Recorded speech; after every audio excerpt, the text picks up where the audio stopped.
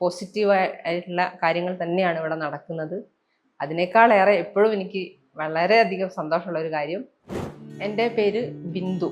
ഞാൻ LIC ഓഫീസിലൊരു ഉദ്യോഗസ്ഥയാണ്.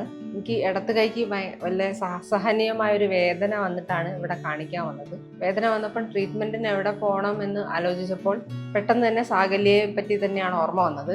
കാരണം ഒരു 20 വർഷങ്ങൾക്ക് മുമ്പേ ഉള്ള കുടുംബ ബന്ധം ഈ സാകല്യ എന്ന ഹോസ്പിറ്റലിലോടുണ്ട്.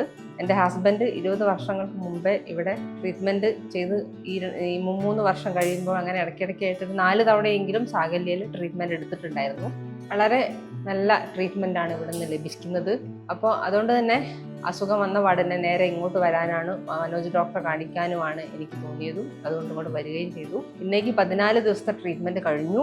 ഈ കൈ പൊക്കാൻ പറ്റാത്ത വിധത്തിലായിരുന്നു ഞാൻ ഇവിടെ എത്തിയത്. പക്ഷേ ഇപ്പോൾ വളരെ നിഷ്പ്രയാസം എനിക്ക് പൊക്കാൻ പറ്റുന്നുണ്ട്.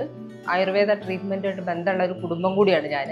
അപ്പോൾ ഇവിടുത്തെ ട്രീറ്റ്മെൻറ്റ് രീതി പറഞ്ഞപ്പോൾ എൻ്റെ ചേച്ചിയൊക്കെ പറഞ്ഞ് വളരെ പൗരാണികമായ രീതിയിൽ തന്നെയാണല്ലോ ഇവിടെ ചെയ്യുന്നത്. വളരെ കൃത്യമായിട്ട് ഇത്ര ദിവസം ഒരു ചികിത്സ, അടുത്ത ദിവസം വേറെ ചികിത്സ, അങ്ങനെ വളരെ കൃത്യമായിട്ടാണ് ചികിത്സയും അതോടനുബന്ധിച്ചിട്ടുള്ള ഭക്ഷണവും അതും പ്രധാനം തന്നെയാണ്. ഭക്ഷണം ഇവിടെ തന്നെ പ്രൊവൈഡ് ചെയ്യുന്നുണ്ട്.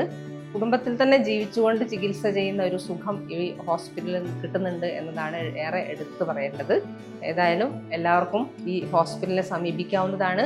പോസിറ്റീവായിട്ടുള്ള കാര്യങ്ങൾ തന്നെയാണ് ഇവിടെ നടക്കുന്നത്. അതിനേക്കാളേറെ എപ്പോഴും എനിക്ക് വളരെയധികം സന്തോഷമുള്ള ഒരു കാര്യം, ഒരു സംഗീത സാന്ദ്രമായ ഒരു അവസ്ഥയാണ് ഇവിടെ ഉള്ളത്. എല്ലാ റൂമിലേക്കും കേൾക്കത്തക്ക വിധത്തിലുള്ള പുല്ലാങ്കുഴൽ കച്ചേരി എല്ലാ സമയവും കേട്ടുകൊണ്ടാണ് ഇവിടെ ജീവിക്കുന്നത്. ശാരീരികമായിട്ടും മാനസികമായിട്ടും ഉയർത്തെഴുന്നേൽക്കാനുള്ള ഒരു ഇടം കൂടിയാണ് ഈ സാകല്യ എന്ന് മാത്രം പറയും.